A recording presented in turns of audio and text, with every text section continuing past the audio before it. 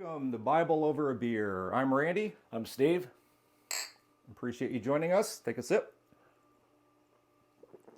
I guess I didn't have to say take a sip, but what the heck.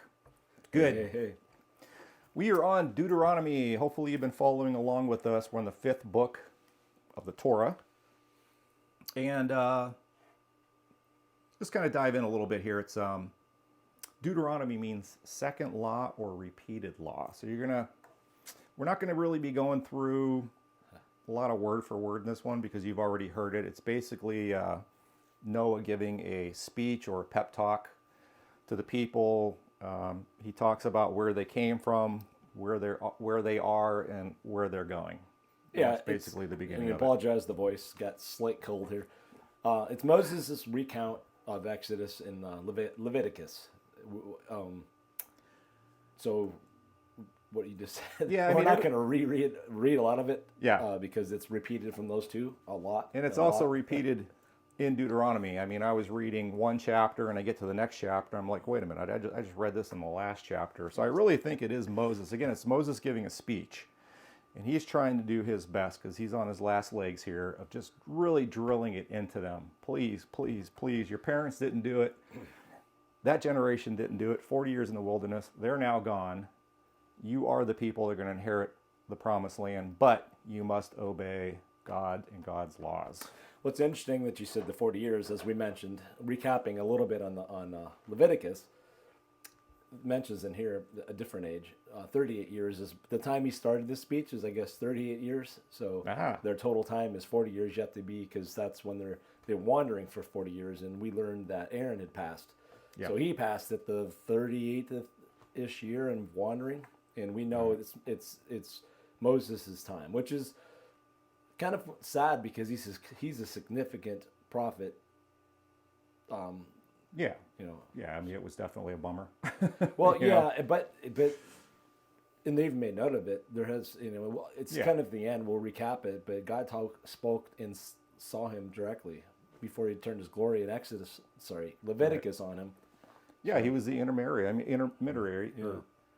Intermediary. Thank you. Yeah. And with a cold even. God would speak to him and say, "I need you to say this to the people," and Moses and Aaron, right, would speak to the people because Moses wasn't always a good speaker. He turned out to be a good speaker, but originally that's how Aaron got into it, as we learned. Exactly.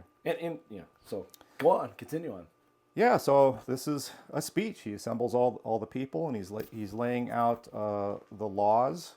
Basically, through chapters 1 through 11, he's laying out the laws for life in Canaan or Israel. Right. So the new generation, must make a choice. He calls the new generation to be different from their parents, to recommit to themselves, choose God, which is life, and obey the laws. Or you have another choice. You could reject the laws, which would be death, and suffer the consequences. Moses hopes for the first, obviously, right? I mean, he's spent 40 years with these people, lost a whole generation, has a whole new generation, and he has hope that, this is going to work, although we'll hear a little bit more about that later. Respond to God's grace with love and obedience. And he reminds them of the 10 Commandments and says the below quote, "Listen, O Israel, the Lord is our God, the Lord alone. The Lord your God with all your heart." Love your Lord your God with all your heart and soul and strength. With that being said, 1 second, please.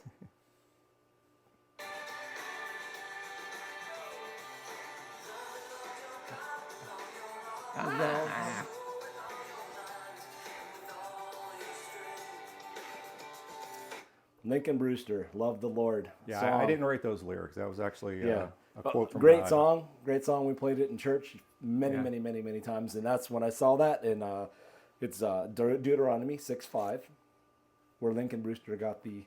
Yep. So in that, listen. He uses the word listen and love, and I really kind of thought about those two words for a little bit when I was reading the second time through. So I decided to look up the word listen in Hebrew, and it's a shema. And it means obey and take action. So not only just listen, not just hear the words, but actually do something about it. Do something about it. Take action. I mean, he really goes through this on following the commands, and then really lifting people up like he taught the laws were taught in Leviticus. Yep. He goes into this. I'm not certain the chapter, but really, if the neighbor's cow's loose or dog's loose, bring it back. The poor, somebody's poor, borrow something from your community, you give it back to them and hold. Don't charge interest. Like the laws we listen or A recap. Yeah, the recap, exactly. Yeah. And then the word love, you hear that a lot. Listen and love. Well, love is the motivation for obeying, right? I mean, if you didn't love your parents, right, when you're a kid and they tell you to do something, you might just say, forget you. But you want to please them. And hopefully, that's the hope that he has, is they're going to want to listen, obey, and have love for God and live a peaceful, happy, abundant, existent, grow in numbers. Everything will be peachy. Well, yeah, I mean, it really goes into details both ways, good and bad. If you love the Lord and follow his commands and his laws, you're going to be fruitful beyond belief. I mean, everybody's going to love you. You're going to have plenty. Your fields, your wombs, your wife's wombs will be plentiful. I mean, crazy. Yeah. I'm not crazy, but just immensely. But inverse, it even goes into way more detail of not only will you be punished if you fall away and do other things. There's a lot of mention. There's a lot of mention of all idols and idol worship from other gods. So apparently this must be a thing of the time. Because the big picture here is they've been following God through the desert, literally knowing his presence is In this there. generation born in the desert. Yeah, these are the generation, and we'll kind of divulge later about that a little bit, but yeah, they see God, but they still have to worry about, because up on the first time they got the 10 Commandments, God said, Moses, go down there worshiping an idol. And he's repeated. Right. This is repeated in this in almost a lot of books. It seems like a lot of chapters. Sorry. It seems like, I don't want to say maybe the parents or maybe some of this generation's already made all those mistakes, and he goes through all those mistakes. And don't be like your parents. Have faith. Act differently. Be smarter. Well, and part of the wondering is, again, the bigger picture is he needed to remove that 400 years of slavery from those generations, and it's a task. I mean, they are, as you said, a stiff-necked people. They go back into comfort. And in a way, it's, even though essentially we know we can ignore I don't know if ignore is a good word, but Jesus paid the price and he's the way now. But back then, you could still see too, we look for easy ways out in life sometimes rather than sticking to a course. And kind of why we made this whole series is it's not easy, but it's not hard. I think it's pretty amazing. I mean, to go through it, but yeah, I digress. The Lord has made a pledge, a promise to, if you abandon me, I'll abandon you. Exactly. But if you want to come back to me, I'll take you back as long as you make atonement and you promise to obey. Yep. Yes, sirree. So I don't know if you have any other, between 1 and 11, I don't know if you have anything else in that you wanted to add before we get on it's a lot of repetition, which is important. I mean, especially for, the audience was this is the Torah. From what we understand, which was the Bible that I think the Jewish people used as people of Israel, the Jewish people as we know them, read and still read today. I think there's other books with it now, but back then it was just those. Yeah, because this is obviously very important, these 5 books to this day for the Jewish faith, correct? Because they're following Passover and they're still celebrating these different festivals. Interestingly enough, Passover is the one, I think all Christians and Jewish people, we do Passover too. And we don't do the ritual with it, but we do celebrate it. There's a special service for it and stuff. See, I don't know everything. And then we're in, there is no timestamps in these videos, but we're in Lent. So, I didn't know. I don't typically give something up, mainly because I think you should do something all year round. So, that's my opinion. I'm not judging anybody who does, because I know a lot of Catholics do, and I went to a Lutheran church. So, but like give up chocolate or something like that. Well, I'm actually adding. There's the inverse. We're doing the Bible study from cover to cover, which is better than giving something up. It's getting something. Yeah, I'm covered, dude. We're covered. We hope we're covered. Yeah. Anything you want to add, please feel free to leave a comment for us. Smash the like button. we'd love to hear from you, and thank you for following along. Definitely. Please. So from Join there, we get into more of the middle of the book, which is 12 through 26. This is the laws and commands. And again, he's repeating, although adding a few new ones, he's pretty much repeating everything that we've already heard in the last 5 books. Again, just trying to hammer it home. So as a conversation piece, and I don't mean to put you on the spot, but you said some new ones too. Did you catch those quickly? No. Okay, me neither. Because I did know there were some new ones, but I'm trying to think. Okay. Yeah, I didn't try to Not putting Raina in the spot. No, I didn't really try to weed those ones out Well, or anything I'm like actually that. was interested to find those in. I think Did you get some? they went into some more details on some things, like on marriage, and I thought there was a bizarre in the marriage and how you could divorce and some stuff, and then there's a lot of stuff that's. I do remember reading that. Okay. Yeah, but I don't know, and maybe that's just new details to old. I shouldn't say old. Or expanding on the laws. Yeah. So I interrupted. So continue. That's all right. Yeah. So Moses is explaining and clarifying the laws that they should already know, but again, trying to hammer it home, right? How to worship God, the structure, the leadership structure. And this is interesting too, because their leadership, they're going to have a king, right? They're going to have a king, and they will have a structure as far as leadership, right? Right down to tribe elders and things like that. But what you have to remember about their leadership and the leadership of other nations is that other nations' kings were revered, almost godlike. They're worshipped, yeah. Yeah, they were exactly. God. They were God. Right. Where their leadership, including the king, is going to answer. They have somebody to answer to, and that's God. God is the ultimate. Plus, God also said that he will still have prophets come every now and then to keep that leadership in line. There'll be prophets of both sides, and hold that thought for a second, because when Rainey and I just answered our I own. thought you were going to say the blow your nose. No, no. We hold that thought for a second. Is the king? We answered our questions. The new rule. We didn't hear about the king before, and it was intriguing at first because, as we know, kings are. Yeah. I think it was the king is. You can fear the Lord. The king will take your life. He can only take your soul. It's like, well, I'd rather I'd rather fear the Lord, but that's not this king. And what they really explicitly point out that they're not to be filled with riches of gold and silver, not abundance. They're actually supposed to write the law from the Levites and then read it daily to remind them their place, and that God is the Holy One. But they wanted a person to be the king over them for, Absolutely. You always need a leadership structure, but I guess basically what will make this or separate this from others is that you're not hopefully not be a selfish leader. You are up there to truly, which is what we always hope our president's there for and our government's there for, to truly serve and not serve themselves.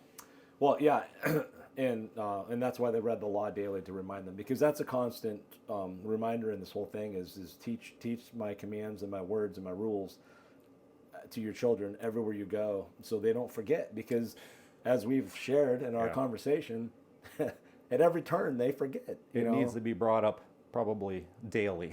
Yeah, and it is honestly in our life. It really is. So, going back to the. If I had been witness to the Red Sea parting, I don't think I would need any more motivation than that.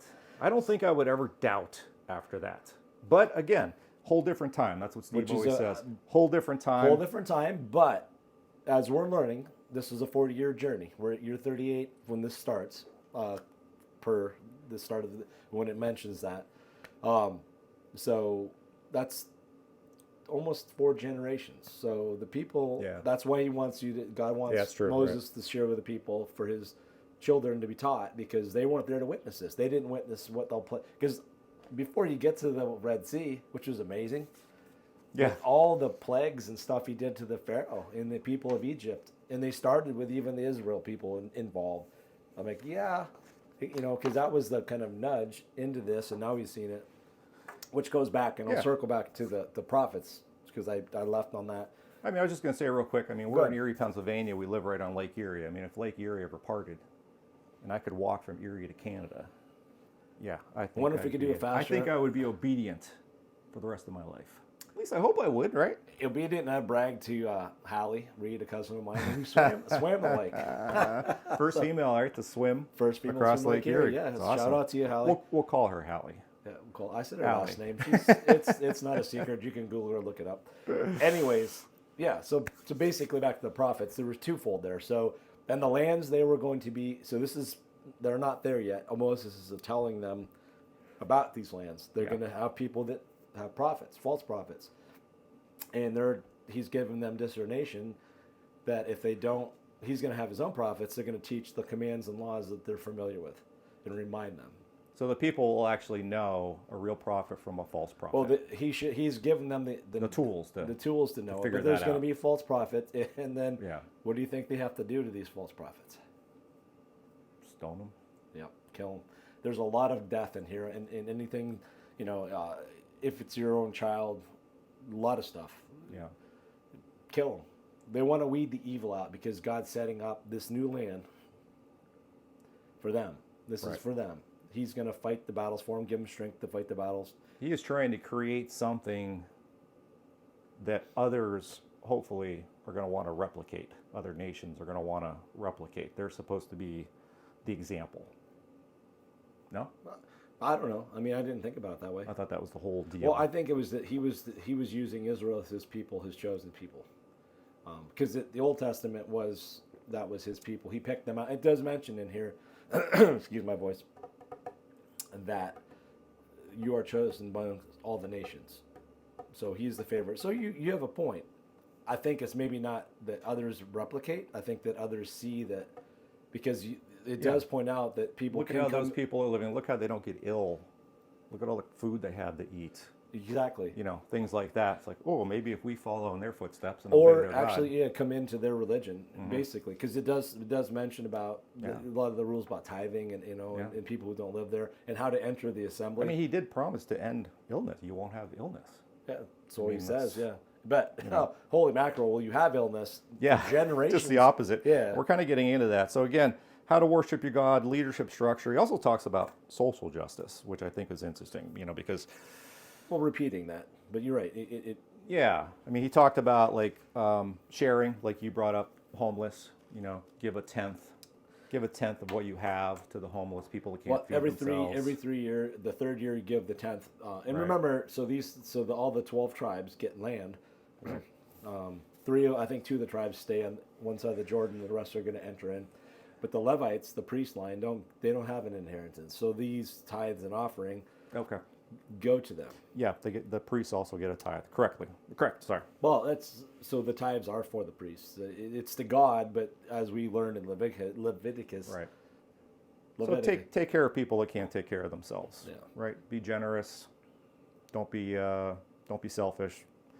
And gets into, you have a choice: obedience or disobedience. Exactly. And then he lays down, Holy no. obedience. This is what you'll be if you're obedient. Blessed. You'll have health. You'll have all the food you can eat. Rain to grow your crops. You'll have many children. Your nation will grow, and you'll have my protection. Disobedience. Well, they should already know about that from all the stories, right? Exactly. Curse, famine, plagues, and exile from the land. I don't know why they would choose that, but Well, yeah, so interesting. Do you have a note on what chapter that is? Because I have a note of that. I'm trying to find it. Oh, right here. It's 27. Blessing or obedience. Yep. And then 28 to the end is like the curse if you're not. right. I mean, so 28:15, and I think there's like 40 some verses in it. It's all Yeah, about. right. I mean, if you're good, you already know, but it's real short. Yeah. It's great to kind of, I kind of was like moaning and groaning a little bit, but it is great to reread it. You know what I mean? Because Yeah. I'm to the point now in this 5th book where I'm starting to think, man, I think I'm already starting to forget like what I read. Well, this and is it's a good recap. that there's always like some recaps along the way that kind of like spark you. Oh yeah, okay. And it's just good to hear it over and over again because it gets you thinking more. Yeah, because he does mention the land from, and again, I'll probably boof it up, but it's from Jacob to Isaac to Joseph, or Jacob. No, I screwed it up. Abraham to Isaac to Jacob is how he mentions that the land he's promised to their family. Then we know it's Joseph, and then we thought the lineage would go through, but right now Moses is from Judah, I think. No, Moses is from Levi. Right. We know that because he's the the priest line. So he's from Yeah. the Levites. So They also went into because right now they were living in one community. Everybody brought their burnt offerings to the same location and whatnot. yeah, So he did go into, now that you'll have your own lands and it might be too far to go to a central location, I will tell you where in your specific areas that you can go to offer your grain offerings, your burnt offerings, and so on and so forth. well, yeah, because like you said, they're spread out. They're in the land. These are big. This is a big area. And then this is the other thing too. The last video, when I was talking about how they haven't crossed the Jordan yet, but Still haven't. there is a group that wants to settle on some Yeah. lands, or a tribe or two maybe, Two. that want to settle on that land. And for some reason, I had it in my head that actually was part of Israel, but it's not. They're saying that they're going to give up their inheritance, what they would have gotten, the property they would have had, and they're going to live on this side of the Jordan instead. But God will still bless that whole area. They'll still have. Yeah. Well, because we even get into it here, because I'm going to go back a little bit to chapter 23. They passed through the lands of Lot and Esau, and they really describe how. And we learned back in, was it Exodus or was it? When we learned, I think it was, might have been Genesis. Well, no, it wasn't Genesis. But we learned about. Well, see, we need to recap. Yeah, but Leviticus. Well, it was when. Because Abraham's first child was Esau, so he was blessed. His line was blessed through God, and then Lot came down through here. His line was blessed as well, and they passed through those lands. That's right. Okay. So it was So those tribes were not enslaved. no, and God did the same thing for them. I don't know. They were already settled in their lands. Okay. Well, yeah, but He gave them His lands. He went in ahead of those folks as well. It's not Yeah. told as much. It's told about as an afterthought in here. But it was interesting. Why I brought up 23 is who can enter the assembly of God? And we were bringing up. I was talking about the examples, and while these people are blessed, what can I do to be blessed? Can I come in with them? And there's rules about that I think Leviticus talks about and Numbers talked about. But this doesn't talk a little bit, but it talks about their travels, and it says no Ammonite or Moabites are allowed. So the interesting thing, the reason why I said about this is, if I remember correctly, Moab is where Lot's land was, and I don't know if you caught that. I was just going to see because I'm like, if that's Lot's people, he was somewhat. So maybe okay. So he was not of the lineage of the Jewish people, so he wasn't the favored line, but he was still he was a line. Yeah. So, oh.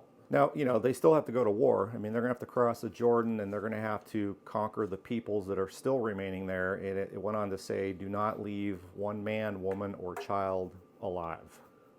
Yep. But you can keep their livestock and whatnot. So I thought, ooh, that's burn their idols, burn their don't leave one of them alive. Yeah, I mean, they're wicked people. So well, they'll try to change you to their ways. Well, that's why when you reread it, it's like, well, you read it and reread it, and it's like, yeah, they'll try. They're to not. So you. God's going to go ahead of them in this promised land. And remember, this is Moses talking about the promised land. They're not there yet, but God's asked him to give them the preface, what the expectations are, the rules. Remember this, and they're not. God's not going to wipe them all out. They're going to have to put some skin in the game, but they're going to win. But there's still going to be people left. Where God goes in and wipes out a big city. Yeah, I think some of them escape. And well, yeah, but there's some getting around because remember he said that if I was to wipe them all out, the wild animals would take over. Yeah. And so it wouldn't be any good. So the point is, what his rules are is these people worship idols. So don't let your sons or daughters marry because they will corrupt you. And that's all. I mean, but he wants everybody put to death because of that. He has no hope for them, so they got to go. Correct. Well, and he knows. I mean, we keep wondering, does God know? But I'm seeing a bigger picture that he knows, because you brought a part up about we're about to the chapter where you talked about where you mentioned. Sorry for me rambling. I'm thinking about them failing ultimately. Yeah. Is that too soon to go into that? I think we're kind of getting there. I mean, yeah. I'm sort of on to the last third now, or the last few chapters 27 through 34.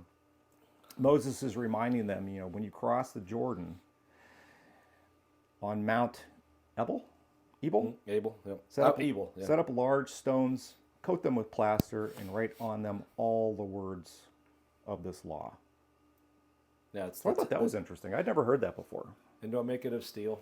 Yeah, make it of rock and plaster. And it's the altars, right? Isn't that what we're supposed to do that, or is the altar separate? Yeah, I think he said build an altar, and build this wall with plaster. But yeah, you set this land up, and this is the rule. Yeah, yeah, that was interesting because there's blessings and cursing from Mount Ebal. Yes, that's kind of where I'm at right now.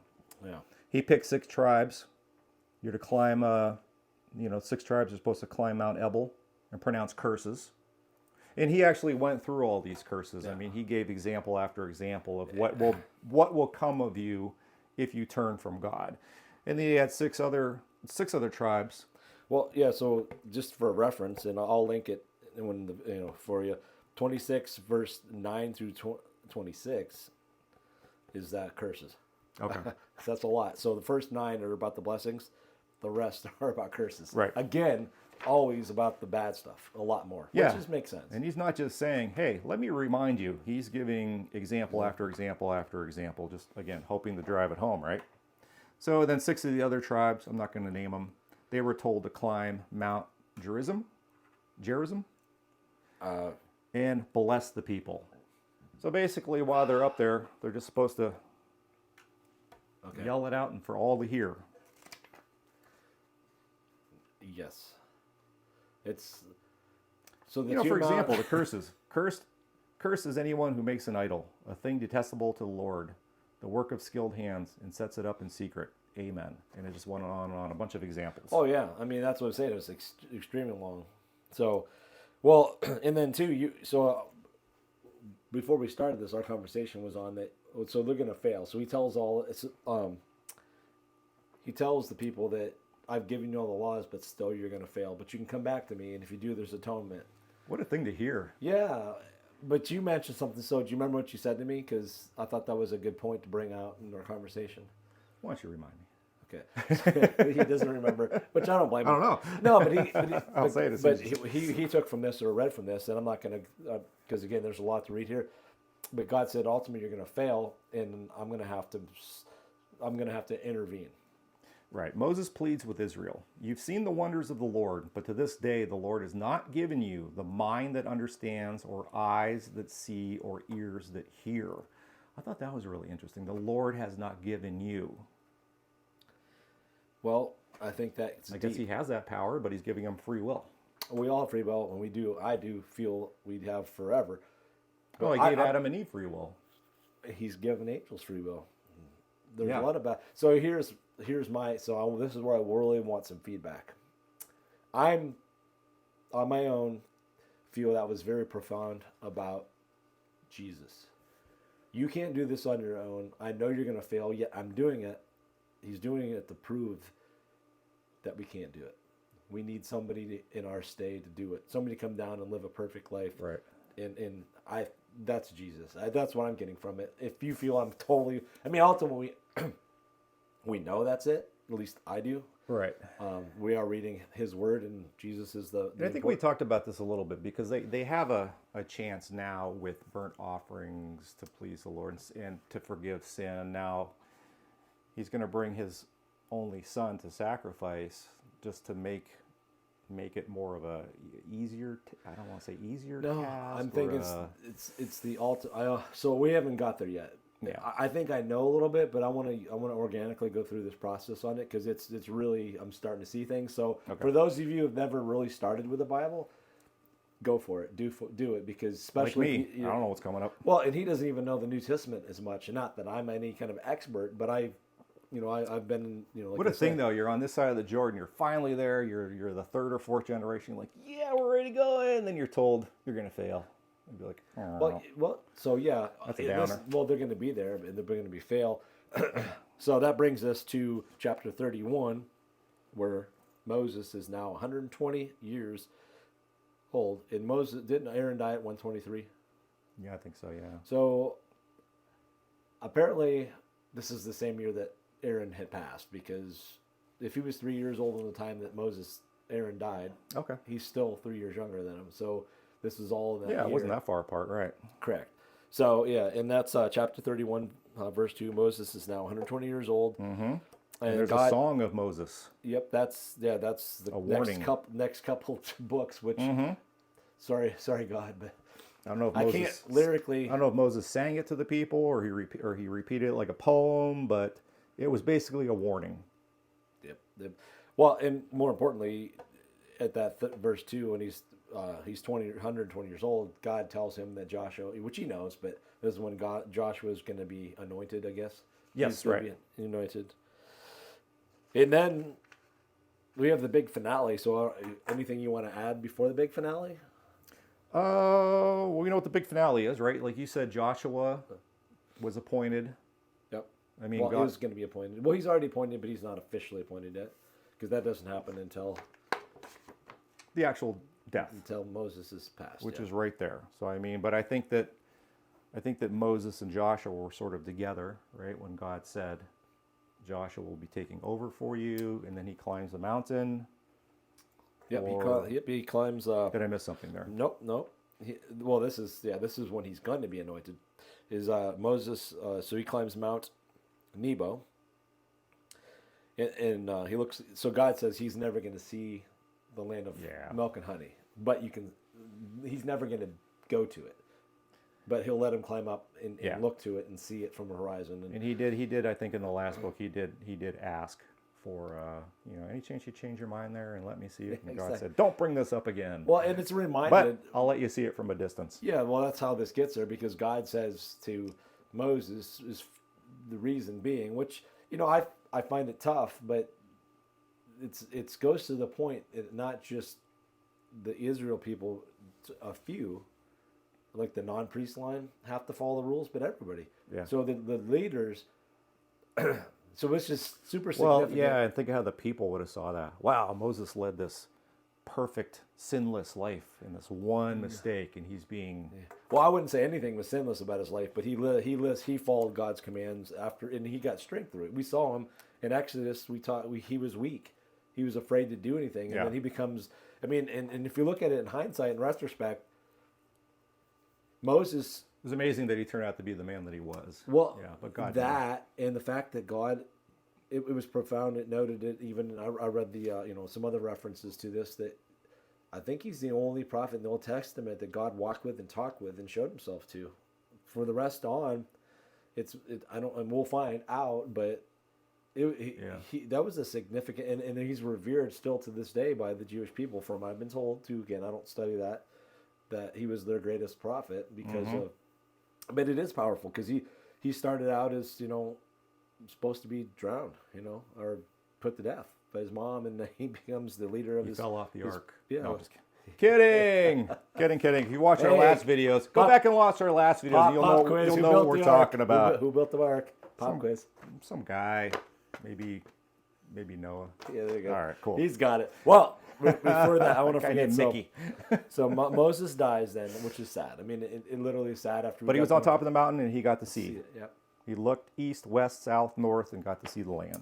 I don't know if this is if you find this significant, but they noted it because it was written at the time too. But he was buried where he was buried, and still to this day in the text it says that.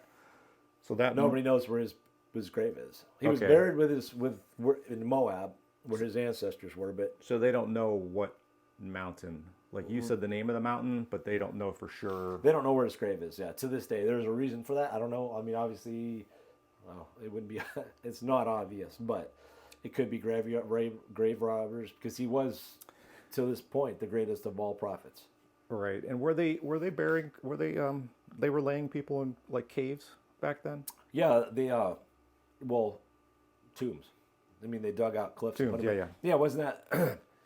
Yeah, so they didn't and I'll reference if I can they remember. put him in a tomb in the side of a mountain or something. Yeah. And We're his family. Remember, they got that land back there. So that was about it. So I'm trying to think, do I have any more notes on that? No. Moses, no more. What a man. Now he passes, so it's going to be interesting to go on. And I'm a fan. I'm a big fan. Oh, yeah. So I didn't know that much about the man. I'm glad I got to learn about him. Yep. Yeah, and just Cool. imagine being all that. With that being said, I'm looking forward. This has been a great journey. A good recap. Absolutely. 5 books down. 5 books down. Hard to believe. A lot more to go, and I'm glad, because there's I find it exciting. I hope you do too. I mean, maybe not listening to us, but the important part is reading that word, Yeah. right? That story. And I don't mean that in a story sense. I mean his story. Right. We know what you It's- mean. Yeah. So that being said, I think do we call it? Yeah, we'll wrap it up. We're glad that you joined us. Please pick up a Bible, follow along with us. We want to get through this thing together with you. Leave some comments, Here, here. smash the like button, subscribe, and we appreciate you. You all come back now. You hear?